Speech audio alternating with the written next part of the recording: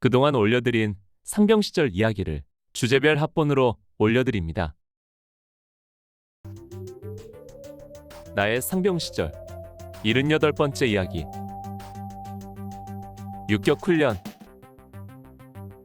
14. 담력 훈련 첫 번째. 1982년 5월 27일 목요일. 어제 비로 인해 교육이 딜레이되어 이날은 PT 체조는 거의 생략하고 오전은 기초 코스 그리고 오후에는 산악기술 코스를 섭렵하듯 돌고 야간 담력 훈련을 위해 조금 이른 시간에 교육을 마쳤습니다. 수경지로 돌아와 저녁 식사를 하고 조금 쉬고 있는데 19시 30분이 되자 교육 집합 전달이 왔습니다. 19시 40분까지 야간 교육 집합. 복장은 전투복, 모자는 착용하지 말 것. 사방을 분간하기 어려운 야간이고 또 담력 훈련간에 분실의 위험이 있어 모자는 쓰지 말라는 것이었습니다. 우리는 간편한 복장으로 교육 집합을 했습니다. 비가 내린 뒤끝이라 밤이 되자 안개가 밀려왔고 공기는 습하고 음산하여 정말 귀신이라도 나올 것 같은 분위기였습니다. 정말 분위기로는 담력 훈련하기 적당한 날이었습니다. 연병장으로 이동하는데 모자를 쓰지 않은 머리가 휑하고 서늘했습니다. 잠잘 때 빼고는 늘 머리에 모자를 쓰고 생활하던 우리들인지라 모자를 벗은 것이 이상하고 허전한 느낌이었습니다. 이렇게 철모는커녕 작업모조차 쓰지 않고 교육 집합하기는 아마 이때가 처음이자 마지막이었을 것입니다. 연병장까지의 이동로에는 날마다 시간마다 우리들을 괴롭히던 유격조교들은 한 사람도 없었습니다. 그나마 교육장으로 이동하는데 조교들이 통제하지 않는 것만으로도 살 것 같았습니다. 연병장에 집합하자 서너 명의 조교들이 남아있다가 우리들을 통제했습니다. 다른 조교들은 모두 담력훈련 코스에 배치된 것 같았습니다. 우리가 다 집합하자 교관이 먼저 단상에 올라 오늘 실시할 담력훈련에 대해 설명했습니다. 오늘 야간 교육은 담력 훈련입니다. 지금부터 지시사항을 잘 듣고 훈련 중 단 한 명의 올빼미도 불미스러운 일이 없길 바랍니다. 알겠습니까? 예, 두 명이 한 조가 되어 2분 간격으로 출발합니다. 담력 코스는 총 9개 코스로 되어 있으며 모든 코스를 통과하면 비로를 통해 안전하게 본 장소까지 돌아오면 되겠습니다. 비가 온 관계로 길이 습하고 미끄러운 데다 숲속이라 불빛도 없는 칠흑 같은 어둠 속입니다. 이동 간에 안전에 절대 주의하고 이동로를 벗어나지 않도록 정신 똑바로 차리도록 합니다. 알겠습니까? 그럼 실습에 들어가기에 앞서 여러분들에게 지나간 옛날 이야기를 하나 들려주도록 하겠습니다. 시범조교 앞으로. 아니 담력 훈련을 한다더니 옛날 이야기는 또 뭐란 말인가? 우리들이 궁금해하는 사이 조교 한 명이 나와 우리들 앞에 섰습니다. 지금부터 본 조교가 육격장이 위치한 이 골짜기에 실제로 전해지고 있는 옛날 전설 이야기 하나를 들려주도록 하겠습니다. 옛날에 이 골짜기 입구에는 집이 한 채 있었답니다. 그 집에는 홀어머니와 함께 딸 하나가 어머니를 모시고 살고 있었습니다. 그 처녀는 얼굴도 무척 예쁘고 마음도 착해서 산과 들로 다니며 열심히 나물도 뜯고 약초도 캐면서 홀어머니를 봉양하며 살아가고 있었습니다. 그러던 어느 날 해가 뉘엿뉘엿 넘어가는 시간에 지나가던 길손이 하룻밤 묵기를 청하자 마음 착한 모녀는 거절을 하지 못하고 건넌방을 내주었습니다. 그런데 밤이 이슥해지자 이 못된 길손이 예쁜 딸을 보고 겁간을 하고 달아난 것입니다. 몸을 버린 딸은 수치심을 이기지 못하고 그 밤에 저 앞에 보이는 저 나무에 목을 메어 자살을 했고 다음날 딸이 죽은 것을 본 어머니도 그 옆에 있는 저 나무에 목을 메어 자살을 하고 말았습니다. 이렇게 억울하게 죽은 그 모녀는 그 뒤로 귀신이 되어 오늘처럼 우중충하고 굳은 날에는 반드시 이 숲속에 나타나서 이렇게 외치고 다닌다고 합니다. 내 목 내놔라. 조교는 제법 실감나게 손가락으로 육격장 입구 쪽에 서 있는 큰 나무까지 가리키며 음산한 귀신 이야기를 했습니다. 빗줄기 하나 없는 칠흑같이 어두운 밤.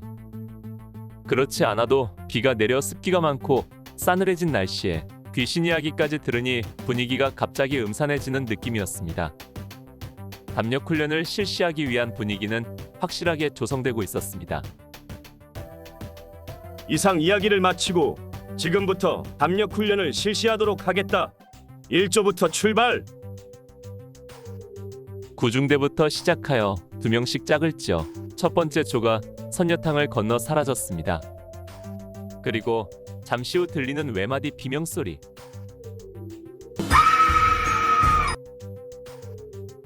우리는 그 소리를 들으며 알지 못할 두려움에 빠져들었습니다.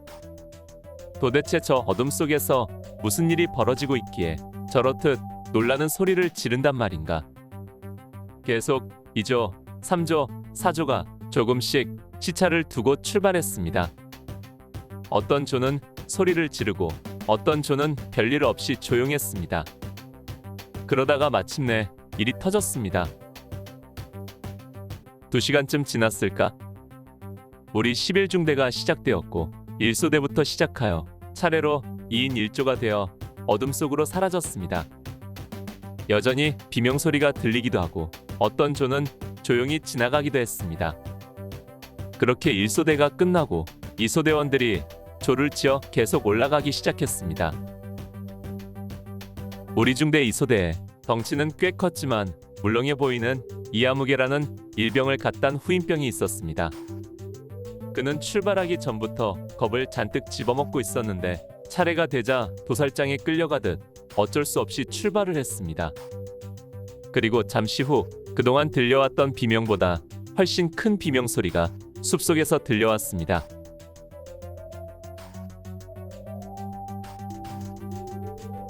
나의 상병 시절 79번째 이야기. 육격 훈련 15. 담력 훈련 두 번째. 1982년 5월 27일 목요일. 육격 훈련 4일차인 이날 야간 교육은 담력 훈련이었습니다. 우리는 연병장에 모여서 한 조교가 들려주는 으스스한 귀신 이야기를 듣고 2명씩 짝을 지어 차례로 연병장 건너편 숲속의 담력 훈련장으로 들어갔습니다. 밤 8시에 시작된 교육이 1~2분 간격으로 들어가다 보니 시간이 많이 걸렸고 우리 중대가 시작되었을 때는 밤 10시가 넘어가고 있었습니다. 나는 담력 훈련 코스를 돌고 나온 다른 중대원들에게 그 안에서 무슨 일이 있는지 물어보고 싶었지만 훈련을 마친 인원들은 조교의 통제하에 연병장 저편에 따로 모여 있어서 한 사람도 만날 수 없었습니다. 이윽고 우리 중대가 시작되었고 계속해서 숲속에서는 비명소리가 들려왔습니다. 그러다가 이소대의 이아무개 일병이 도살장에 끌려가듯 숲속으로 들어간 뒤 그동안 들리던 소리보다 훨씬 큰 외마디 비명소리가 들려왔습니다. 정말 온 골짜기가 울릴 정도로 큰 비명소리였습니다. 그리고 뒤이어 소란스런 분위기가 되더니 잠시 후 같이 올라갔던 동료가 그 일병을 들쳐업고 조교 2명과 함께 내려오는 것이 보였습니다. 그는 완전히 기절한 채 축 늘어져 있었고 연병장에 눕혀진 뒤에도 정신을 차리지 못하고 있었습니다. 의무병이 급히 달려와서 그를 돌봤습니다. 우리는 그와 함께 올라갔던 병사에게 자초지종을 들을 수 있었습니다. 평소에 겁이 많았던 그가 올라가기 전부터 벌벌 떨면서도 어쩔 수 없이 억지로 갔는데 담력 훈련 첫 번째 관문에서 하얀 소복을 입은 사람이 소리 지르며 나타나자 그대로 비명을 지르며 기절을 하고 말았다는 것이었습니다. 그래서 자기가 그를 들쳐업고 내려오는데 어디서 조교가 따라왔다고 하더군요. 잠시 후 기절했던 이 일병은 다행히 깨어났습니다. 나는 그를 그대로 훈련에서 제외시킬 줄 알았습니다. 자칫 사고로 이어질 수도 있다는 생각이 들었던 것입니다. 그러나 그 생각은 오산이었습니다. 조금 뒤 그가 정신을 차리자 그를 데리고 내려왔던 조교가 그를 다시 끌다시피 데리고 담력 코스로 올라간 것입니다. 마치 도살장으로 끌려가는 것처럼 조교의 손에 이끌려가는 그를 보면서 나는 다른 불상사가 일어나지 않을까 조마조마했습니다. 그러나 그 뒤로는 다른 상황이 발생하지 않았고 순조롭게 진행되었습니다. 이윽고 내 차례가 되었습니다. 나는 짝꿍 동료 병사와 함께 선녀탕을 막은 볼을 건너 길을 따라 숲속으로 들어갔습니다. 기초 코스와 산악 코스 훈련장 사이에 있는 계곡 같은데 너무 어두워 어디가 어딘지 분간이 안 되었습니다. 숲속으로 접어들어 30여 미터 들어갔을 때였습니다. 갑자기 칠흑 같은 어둠 속에서 후레쉬 불빛이 환하게 켜졌습니다. 그와 동시에 빨간 핏자국이 있는 하얀 소복을 입고 머리를 풀어헤친 두 사람이 갑자기 숲속에서 뛰어나오더니 음산한 괴성을 지르며 우리 앞을 가로질러 반대편 숲속으로 사라졌습니다. 그동안 연병장에서 마음의 준비를 단단히 했기망정이지 안 그랬으면 나도 비명을 지를 뻔했습니다. 정신을 차려보니 긴 가발을 쓰고 빨간 물감을 바른 스키위 장복을 뒤집어 쓴 조교들이었습니다. 우리들이 소리를 지르지 않자 그 조교들은 우리 앞으로 다가오며 다시 음산한 소리를 냈지만 우리는 뒤도 돌아보지 않고 앞으로 나아갔습니다. 1단계를 지난 뒤 나와 동료는 숲속의 좁은 오솔길을 따라 조심조심 앞으로 나아갔습니다. 캄캄한 어둠 속에서 언제 어디서 무슨 상황이 벌어질지 몰라 조마조마했습니다. 두 번째 상황은 그리 멀지 않은 곳에서 역시 두 명의 조교가 분장을 하고 나무 뒤에 숨어 있다가 갑자기 나타나서 놀라게 했습니다. 지금은 에버랜드로 불리는 당시 자연농원에 가면 귀신의 집이라는 공포체험 코스가 있었는데 그것을 체험하는 것 같았습니다. 비슷한 종류의 공포 코스가 계속 이어졌지만 첫 번째 코스에서 놀라고 난 다음부터는 이력이 붙어서인지 그리 무섭지는 않았습니다. 담력 훈련의 마지막 코스는 무덤 안에 있는 통로를 기어서 통과하는 것이었습니다.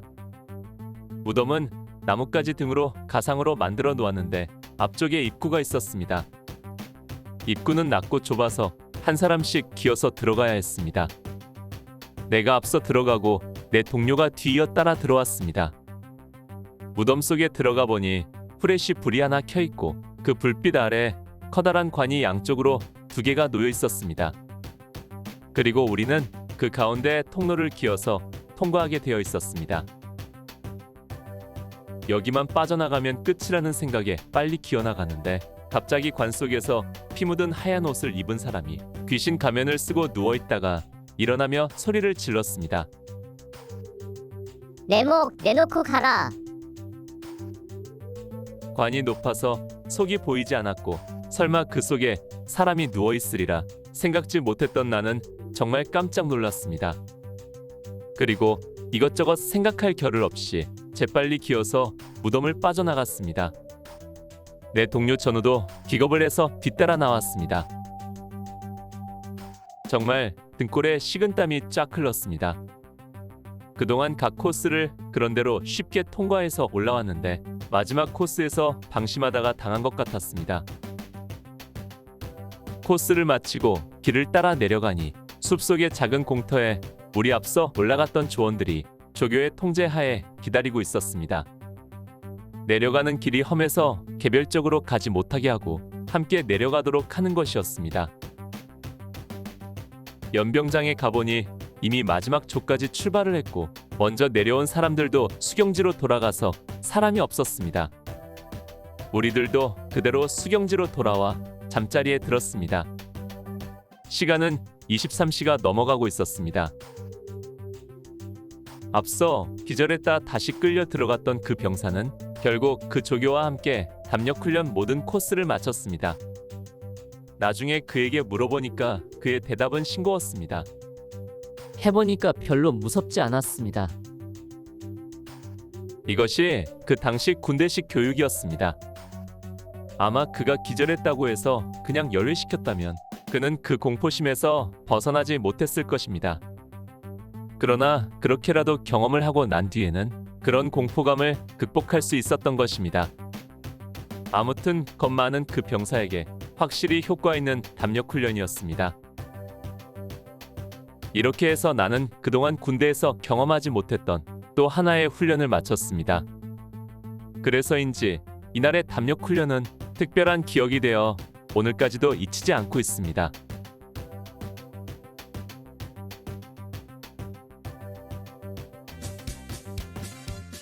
나의 상병 시절 80번째 이야기. 육격 훈련 16. 산악기술 코스 1982년 5월 28일 금요일. 이제 내 군생활 중 두 번째 육격 훈련도 막바지에 이르고 있었습니다.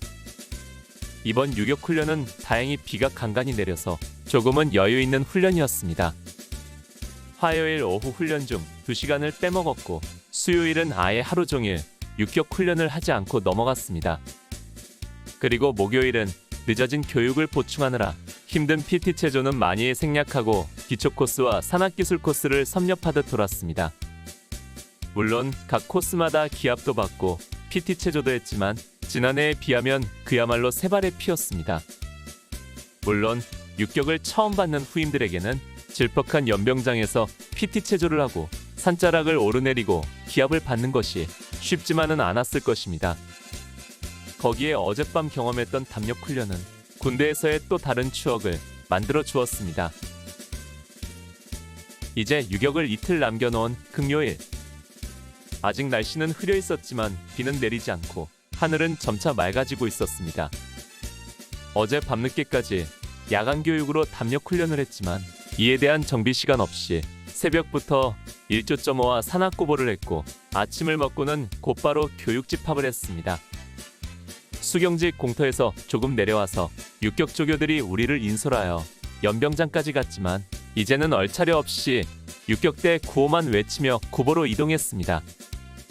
육격 말년이라는 느낌이 확실히 났습니다. 연병장에 집합하여 먼저 올빼미 체조를 1시간 동안 실시했습니다. 조교들이 조금 느슨해졌다고 하지만 PT 체조는 힘들었고 시간은 더디 갔습니다. 우리들의 구호와 함성 소리가 온 삼형산을 휘돌고 울렸습니다. 올빼미 체조를 마치자 교관이 오늘의 훈련 계획을 전달했습니다. 오늘은 산악기술 코스로 이동하여 어제 다 하지 못한 각 코스를 돌며 실습을 실시한다. 실습간 무엇보다도 중요한 것은 안전이다. 어제까지 비가 내려서 이동로와 각 코스 장애물에 습기가 많은 상태이다. 안전사고가 발생하지 않도록 정신 차리고 조심하기 바란다. 그럼 각 조별로 육격대 구호를 원기왕성하게 외치며 이동한다. 출발!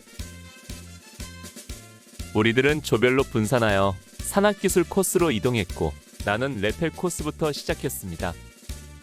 삼형산 육격장의 레펠 코스는 자연 상태의 암벽을 이용하여 만들어져 있었습니다.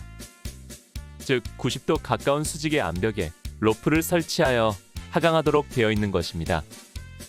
그러나 레펠 교장의 바위는 습기를 많이 머금고 있었고 일부 구간은 물이 흐르는 곳도 있었습니다. 이에 우리들은 직접 실습을 하지 않고 조교의 시범을 본 뒤 평지에서 줄을 메고 잡는 방법과 하강하는 방법 등을 이론 및 실습해보는 것으로 대신했습니다. 이어서 줄타기 코스로 이동했습니다. 줄타기는 외줄타기와 두줄타기 그리고 세줄타기가 있는데 이번에는 시간이 없어 비교적 쉬운 세줄타기는 하지 않고 외줄과 두줄타기만 실습한다고 했습니다. 그것도 모든 교육생들이 두 가지를 다 하는 것이 아니라 한 가지를 기본으로 하고 원하는 사람만 두 가지를 실습하도록 했습니다. 나는 지난해 외줄타기와 세줄타기를 했고 두줄을 하지 않아서 이번에는 두줄타기만 하기로 했습니다. 두줄타기 코스는 역시 돌출된 두 개의 능선에 가로질러 로프를 설치하여 계곡을 건너가도록 되어 있었습니다. 두줄타기를 신청한 우리들은 조교의 인솔 아래 코스 교육장으로 이동하여 조교가 읊어주는 시나리오를 들으며 도합 방법을 배웠습니다. 두 줄 코스는 우리가 손으로 잡을 윗줄과 발로 밟을 아랫줄 등 두 개의 로프와 가장 위쪽에 안전 로프를 걸을 수 있는 보조선으로 이루어져 있습니다. 그 당시 배달의 기수 같은 군 관련 TV 방송에서 군인들 훈련 장면이 나올 때면 빠지지 않고 등장하는 것이 하양하강과 더불어 두 줄타기였습니다. 어렸을 때 군인들이 하늘 높이 걸쳐 있는 두 가닥 로프를 의지하여 옆으로 이동하여 계곡을 건너가는 모습을 보노라면 내가 더 조마조마했는데 막상 내가 군인이 되어 그것을 직접 해본다고 생각하니 그때의 긴장감이 되살아나는 것 같았습니다. 실습에 앞서 조교의 주의사항을 들었습니다. 이동간 절대 아래를 내려다봐서는 안 됩니다. 아래를 보면 공포심이 생겨 이동이 힘들어지고 어떤 사람은 중간에 오도가도 못하는 경우까지 생기게 됩니다. 시선은 항상 정면을 응시하고 육격대 구호를 힘차게 외치면서 도하를 하면 되겠습니다. 이윽고 내 차례가 되어 허리에 안전 로프를 걸고 머리 위 로프를 두 손을 벌려 잡고 아래 로프에 발을 벌려 올라섰습니다. 295번 올빼미 도하 준비 끝.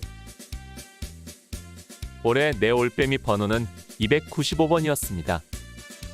지난해에는 11-84번으로 번호를 부여했는데 이 번호는 조교들이 부르기도 어렵고 우리가 복창하기도 불편했었습니다. 그래서 그랬는지 올해는 대대 전체 병력을 1년 번호로 올빼미 번호를 부여하여 구중대부터 시작하여 내가 295번이 된 것입니다. 어머니 계십니까? 예, 계십니다. 좋습니다. 큰 소리로 어머니 3회 복창하고 도하. 어머니, 어머니, 어머니. 나는 도하를 시작했습니다. 옆걸음으로 이동하는데 뒤쪽에 있는 손과 발을 동시에 끌어 앞쪽 손과 발에 가까이까지 위치한 다음 앞쪽 손과 발을 전진시켜 나가는 동작을 반복하며 도하는 것입니다. 계곡을 가로질러 설치된 도하 코스는 약 50여 미터 정도 되었습니다. 밖에서 볼 때는 가깝고 쉽게 건너갈 것 같았는데 막상 로프에 올라 도하해보니 가도 끝이 없는 것 같았습니다. 도하가 그리 어렵지는 않았지만 도하 코스 아래에는 안전망조차 없어서 아찔한 생각이 들었습니다. 게다가 중간쯤 가니까 로프가 많이 흔들려서 겁도 나고 전진하기가 더 힘들었는데 나중에 알고 보니까 건너편에 있는 조교가 로프를 흔들어대고 있었습니다. 나의 상병 시절 81번째 이야기. 육격 훈련 17. 화생방 1982년 5월 28일 금요일. 이제 내 군생활 중 두 번째 받는 육격 훈련도 막바지에 이르렀습니다. 이날 오전은 산악기술 코스를 시작하여 줄타기로 마무리하였습니다. 나는 두 줄타기를 했고 이것을 끝으로 오전 훈련을 끝냈습니다. 이로써 이제 1982년 육격 훈련도 수직하강과 하양하강 그리고 화생방 교육만 남겨두게 되었습니다. 오후 교육을 앞두고 전달이 왔습니다. 그것은 오늘 오후 교육과 내일 오전 교육은 대대병력을 두 조로 나눠 한 조는 오늘 하강을 실시하고 다른 한 조는 화생방 훈련을 실시한 뒤 내일은 바꿔서 한다는 것이었습니다. 즉 9중대와 10중대는 1조가 되어 오늘 하강 실습을 하고 11중대와 12중대 그리고 본부중대가 2조가 되어 화생방 실습을 하게 된 것입니다. 그리고 내일 오전은 우리 2조가 하강을 하고 1조가 화생방을 하는 것입니다. 이것도 비로 인해 일정이 늦어졌기 때문이었습니다. 본래대로라면 오늘 하루 종일 대대 전 병력이 PT체조와 하강을 실시하고 내일 오전에 가스실 체험으로 교육을 마치게 되어 있었습니다. 그러나 일정이 늦어지자 PT체조를 대폭 줄이고 코스 실습과 화생방 체험을 조를 나눠 운용하는 것입니다. 그런데 이 같은 조편성이 우리에게는 달갑지 않았습니다. 왜냐하면 하강은 육격복을 입고 하고 화생방은 전투복을 입고 하기 때문입니다. 즉 일조는 오늘 하강을 마치면 곧바로 육격복을 세탁하고 정비를 한 다음 내일 간편하게 전투복을 입고 화생방 훈련을 하면 되는데, 우리 이조는 오늘 전투복을 입고 화생방을 한 다음 내일 다시 육격복을 입고 하강을 한 뒤 육격복을 세탁해야 하는 것입니다. 그러나 늘 하는 말이지만 아무리 불만이 있어도 변하는 것은 아무것도 없었습니다. 아무튼 우리는 육격복 대신 전투복을 입고 방독면을 지참한 뒤 오후 교육 집합을 했습니다. 그래도 땀과 물에 젖어 냄새나고 묵직한 육격복 대신 전투복을 입으니 날아갈 것 같은 가벼움을 느꼈습니다. 연병장에 함께 모여 교관의 지시사항을 들은 다음 우리 이조는 선녀탕을 건너 위쪽 숲속에 있는 가스실 앞으로 이동했습니다. 가스실은 산악기술 코스로 오르는 길 좌측으로 숲속에 시멘트 블럭으로 지은 허름한 창고 같은 건물이었습니다. 가스실 앞에 가자 사단 화학대 기관병 2명이 시에스탄 박스를 들고 대기하고 있었고 조교 몇 명이서 우리를 통제했습니다. 전체 10명씩 끊어 해쳐 모여. 앞에서부터 앉아보노. 조교는 우리를 10명씩 횡대로 조를 만들며 정렬시켰습니다. 좁은 곳에서 정렬을 하다 보니 잠시 우왕좌왕했지만 조교들은 그것을 트집 잡거나 얼차려를 실시하지는 않았습니다. 육경말년이라는 분위기를 확실히 느낄 수 있었습니다. 지금부터 가스실 체험을 실시합니다. 20명씩 한 개조가 되어 가스실에 입장하며 단 한 사람의 열애나 예외는 없습니다. 조교의 지시에 불응하는 사람은 응분의 대가를 충분히 치르도록 하겠습니다. 알겠습니까? 예. 제1조 전체 앞에 총 기어갓 하나 둘 가스. 조교의 가스 구령 소리와 함께 일조원들은 소총을 다리 사이에 끼고 철물을 벗어 총에 건 다음 방독면을 꺼내 썼습니다. 그리고 끈을 조정하고 정화통을 점검하는 것으로 준비를 마쳤습니다. 1조 앞에 총 자세로 가스실 입장. 나는 이번이 입대 후 3번째 가스실 체험입니다. 그 첫 번째는 논산훈련소에서였고 2번째는 지난해 이곳 육격장에서였습니다. 논산훈련소 가스실에서는 화롯불에 체루제를 태워서 발생시키는 체루가스를 사용했기에 훨씬 독하고 힘들었습니다. 군대 오기 전 사회생활 중에 마셔봤던 체루가스와는 질적으로 다른 훈련소 가스실 체험은 아마 죽을 때까지도 잊을 수 없을 것입니다. 그에 비해 지난해 자대에서의 가스실 체험은 그리 어렵지 않았었습니다. 그 당시 대학가 시위를 막기 위해 많이 사용하였던 시에스탄을 가지고 가스실을 운용했는데 그 농도는 논산훈련소의 그것에 비해서는 훨씬 약했던 것입니다. 이번에도 지난해와 다르지 않은 것 같았습니다. 먼저 체험을 하고 나온 사람들의 표정이 그것을 말해주고 있었습니다. 이윽고 내 차례가 되어 방독면을 쓰고 앞에 총 자세로 가스실에 입장을 했습니다. 20명씩 입장하다 보니 내 순서가 생각보다 빨리 다가왔습니다. 가스실에 들어가자 방독면을 쓴 조교가 서너 명 있고 그 중에 한 사람이 통제를 했습니다. 가스실 안은 체루가스로 인해 안개속처럼 뿌연했습니다. 전체 제자리 걸음 기어갓. 조교는 우리들의 뛰는 속도를 점점 높여갑니다. 시속 10km, 시속 30km, 시속 60km, 시속 100km. 이렇듯 가스실 안에서 방독면을 쓰고 제자리 뛰기를 하다가 숨이 가빠지면 방독면을 벗도록 합니다. 그러면 가빠진 거친 숨으로 말미암아 체루가스가 폐부 깊이 빨려 들어가도록 하는 것이지요. 제자리 섰. 전체 방독면 벗어. 우리가 방독면을 벗는 동시에 여기저기서 들리는 기침 소리와 고통에 찬 신음 소리가 터져 나왔습니다. 전체 반동 준비. 반동 간에 군가한다. 군가는 전후. 군가 시작. 하나, 둘, 셋, 넷. 그러나 기침 소리와 눈물, 콧물, 침 등으로 인해 군가는 제대로 불러지지 않았습니다. 그래도 웅얼거리듯 군가를 불렀습니다. 군가를 마치자 뒤쪽 문이 열리고 퇴장을 하도록 했습니다. 머문 시간이 5분이 채 안 되는 것 같은데 느낌으로는 30분 이상 지난 것 같았습니다. 우리는 바람이 불어오는 방향을 바라보고 서서 자연스레 최루가스가 몸에서 사라지도록 했습니다. 이렇듯 가스실 체험 한 번으로 금요일 오후 훈련도 끝났습니다. 그러나 하강조가 아직 끝나지 않아서 우리들은 숲속에서 대기하며 휴식을 취했습니다. 초여름 실록 속에 누워 달콤한 낮잠으로 육격장에서의 망중한을 즐겼습니다. 오후 4시 40분쯤 연병장으로 내려와 하강조와 함께 모여 오늘 하루의 훈련을 마무리하고 수경지로 돌아왔습니다.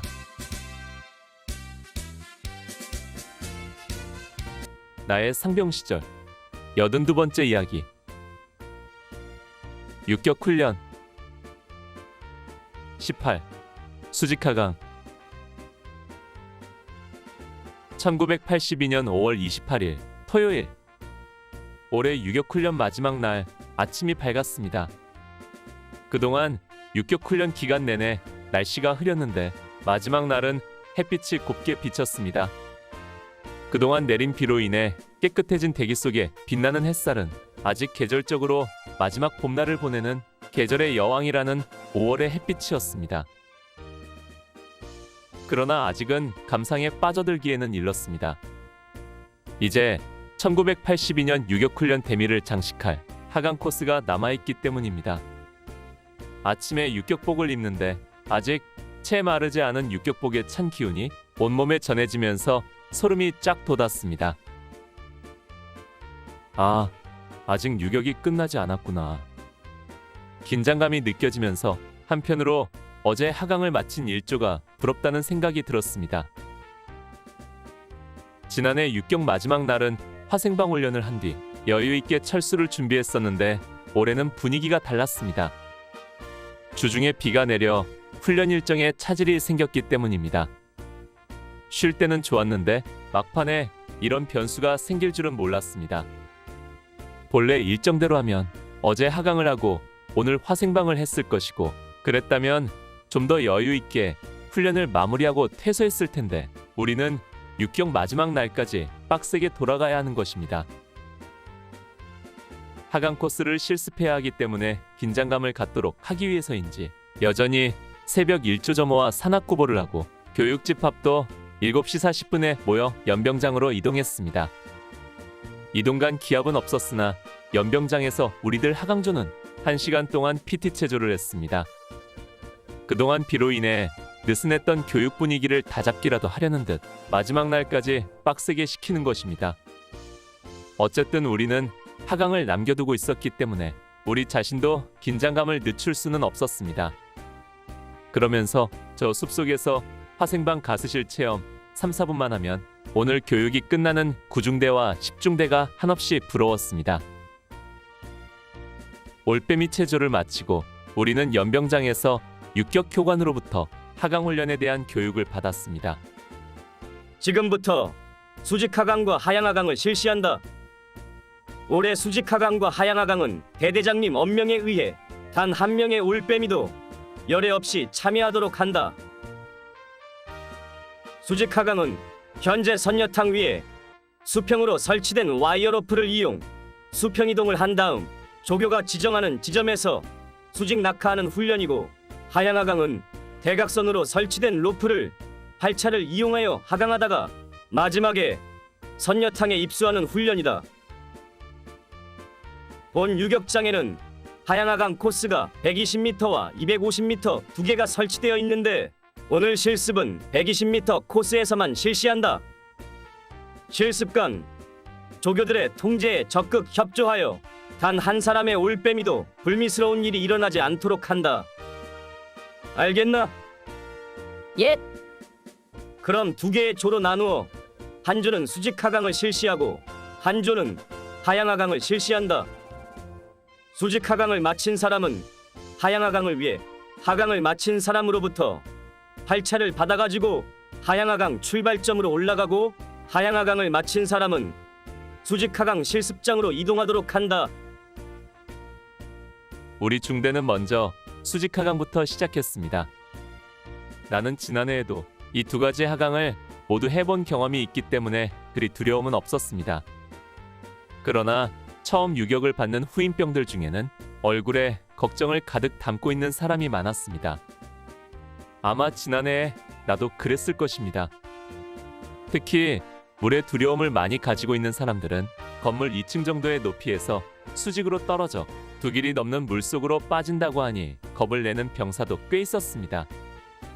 그러나 대대장 특별 지시에 의해 단 한 사람도 열애나 예외 없이 모두 참여해야 했습니다. 하강대 앞으로 이동하여 조교로부터 역시 앵무새처럼 읊조리는 시나리오와 함께 하강 요령을 설명들었습니다.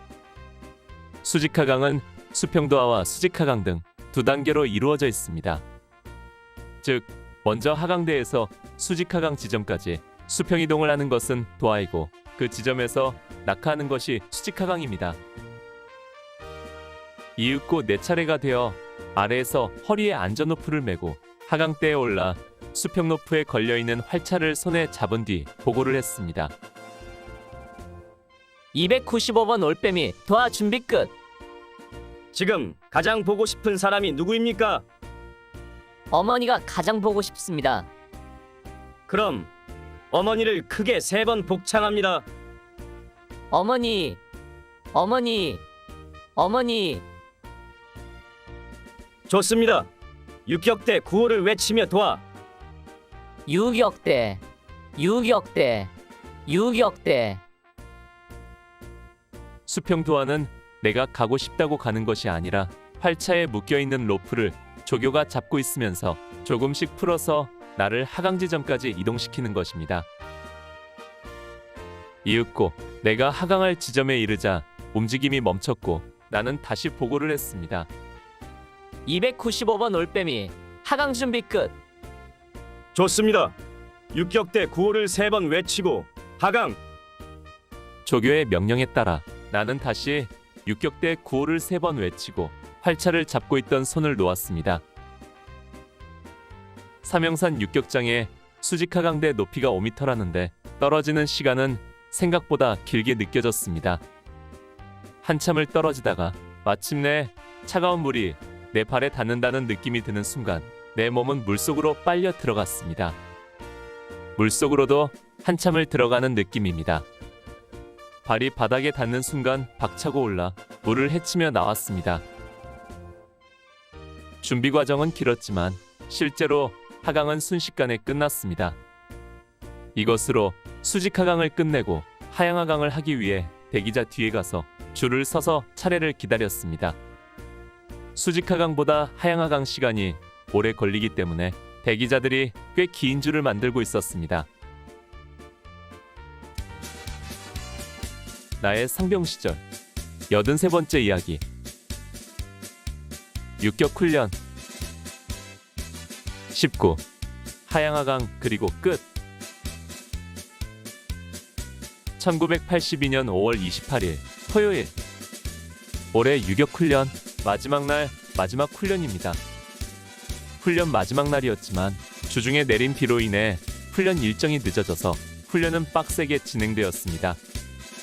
지난해에는 금요일까지 모든 훈련을 마치고 토요일은 정비와 보급품 반납 그리고 철수 준비를 한 뒤 여유 있게 산악훈련장으로 이동했던 것과는 대조적이었습니다.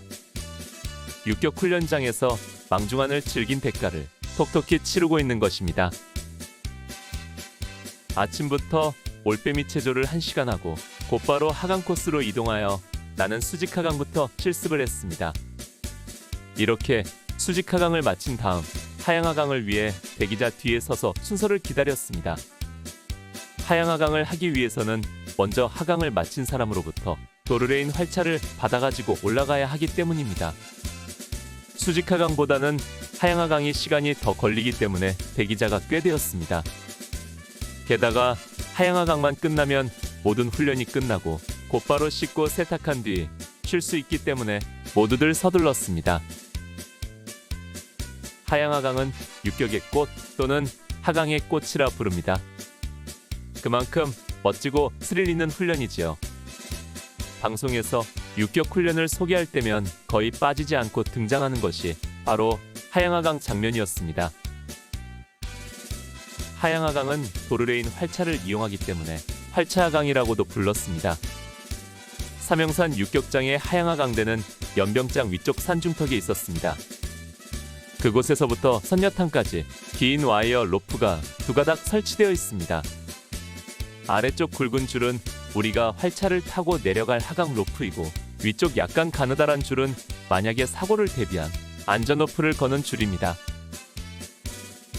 마침내 내 차례가 되어 나는 활차를 받아들고 연병장을 가로질러 하강대로 올라갔습니다. 그러나 하강대 아래에도 역시 몇 명의 대기자가 차례를 기다리고 있었습니다.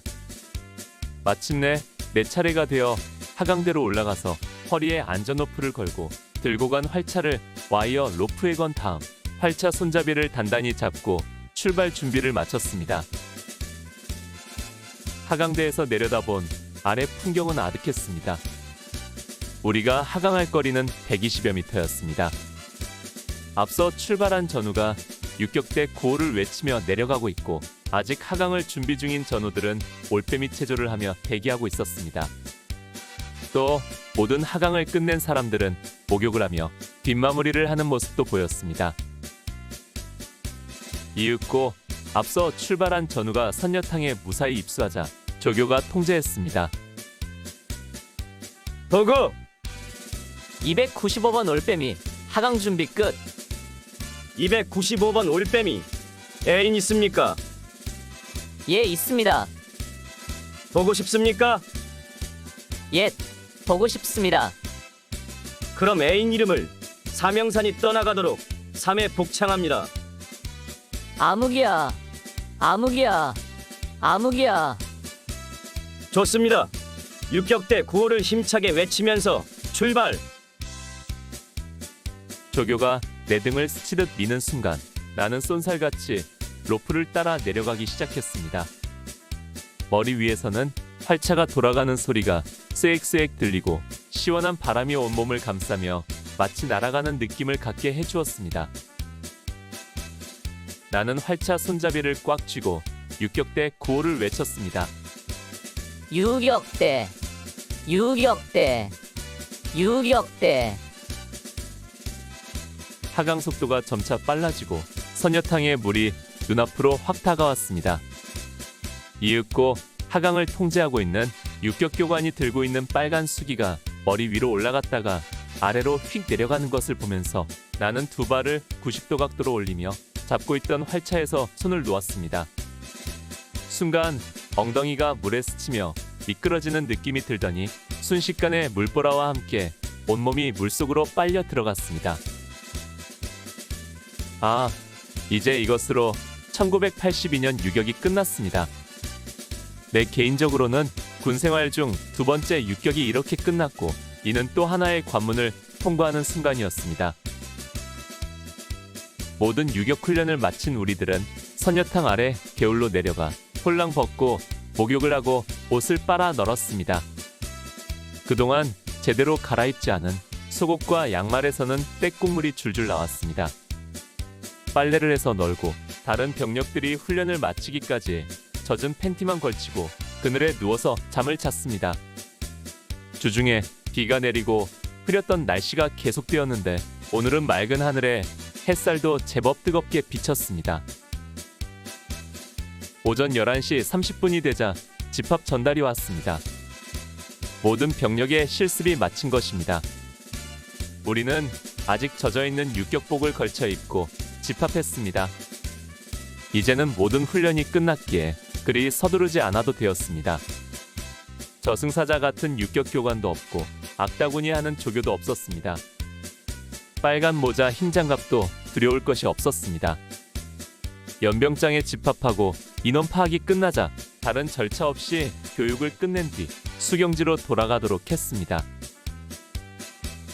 수경지에 가서 젖은 육격복을 벗어 햇볕에 말리고 간편 복장으로 갈아입은 뒤 잠시 휴식을 했습니다.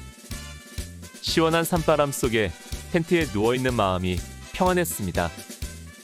앞으로 남은 훈련들이야 어찌되었든 지금은 힘든 유격을 모두 마쳤다는 사실만이 우리 모두에게 위안과 힘이 되고 있었습니다.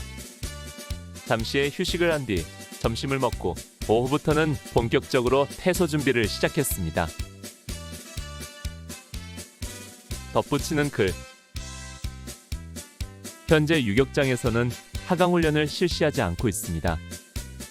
언제 어디서인지는 모르나 하강 훈련 도중 병사가 생명을 잃은 사고가 발생하였고 이로 인해 하강 훈련이 중단되었다고 하더군요.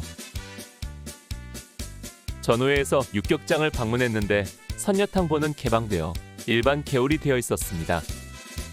우리들의 땀과 함성과 고난을 추억할 수 있는 장소가 사라진 것이 조금은 허전한 생각이 들었습니다.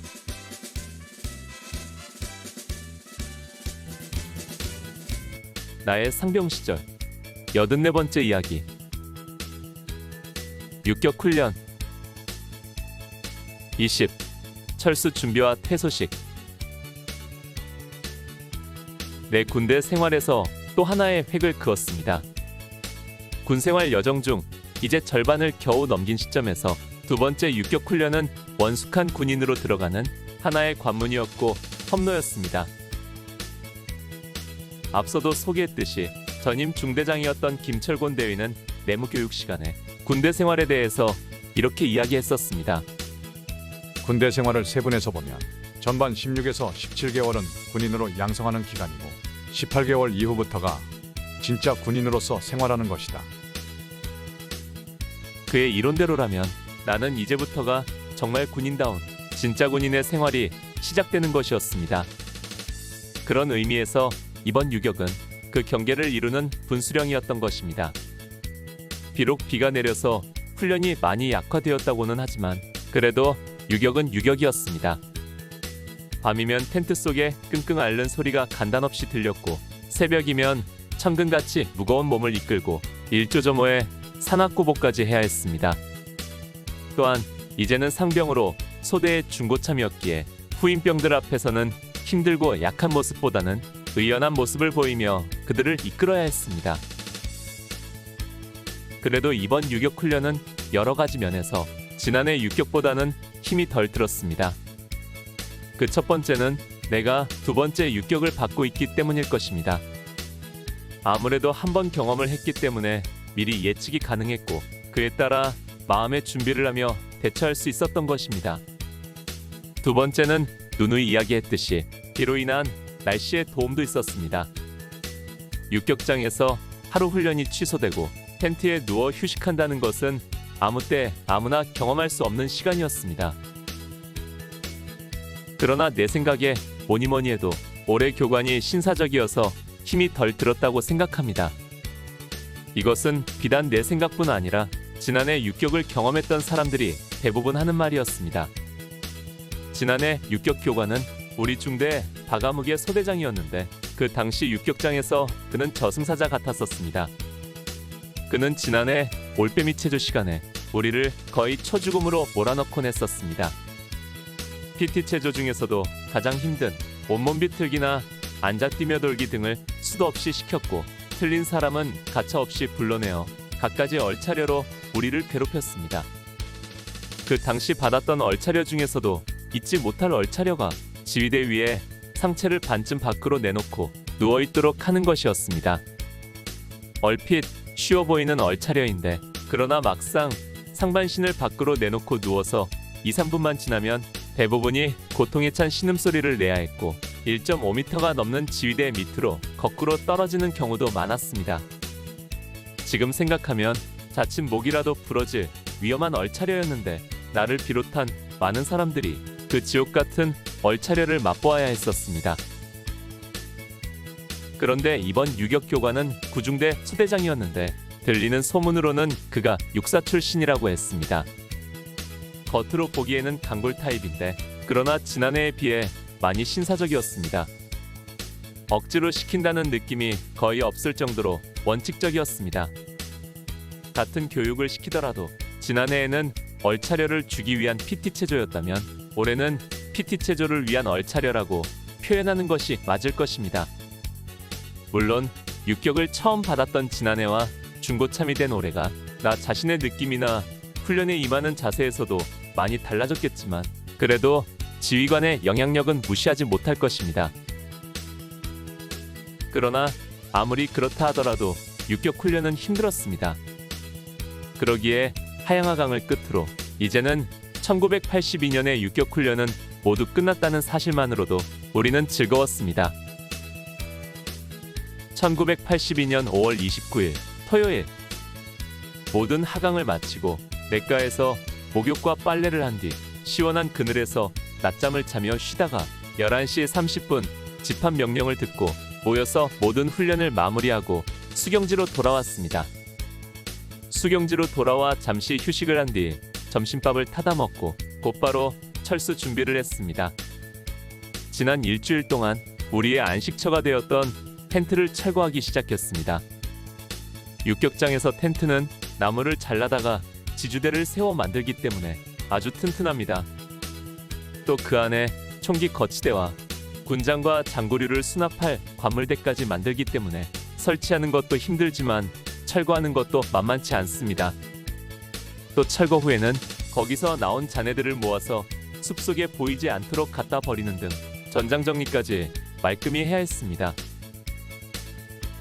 그와 함께 육격장 관물을 반납하는 것도 또한 쉽지 않은 일이었습니다.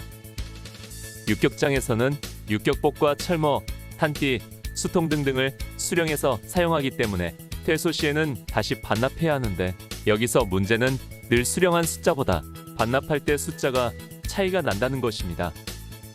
지난해에도 몇 가지 물품이 부족해서 분대장들이 돈을 걷어 변상했는데 올해 역시도 반납하는 과정에서 육격장 기관병들과 실랑이가 계속되었습니다. 그래도 현금 변상은 하지 않고 마무리할 수 있었습니다. 수경지를 철거하고 군장을 꾸리고 전장 정리를 하고 관물을 반납하는데 3시간 가까이 걸렸습니다.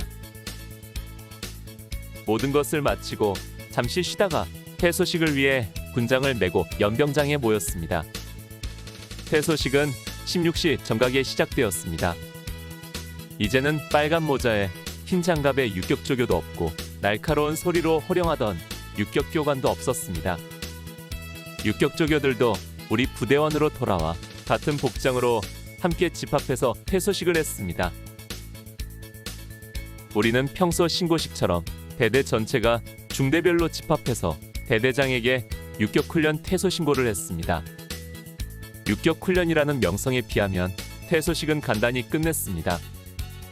대대장은 훈련을 무사히 마친 우리를 치하하고 이어 진행되는 산악훈련장에서의 훈련에도 잘 임하라는 요지의 훈시로 20여 분 만에 퇴소식을 마쳤습니다. 그리고 수경지로 다시 올라와 군장과 장비 등을 챙기며 산악훈련장으로의 이동을 준비했습니다.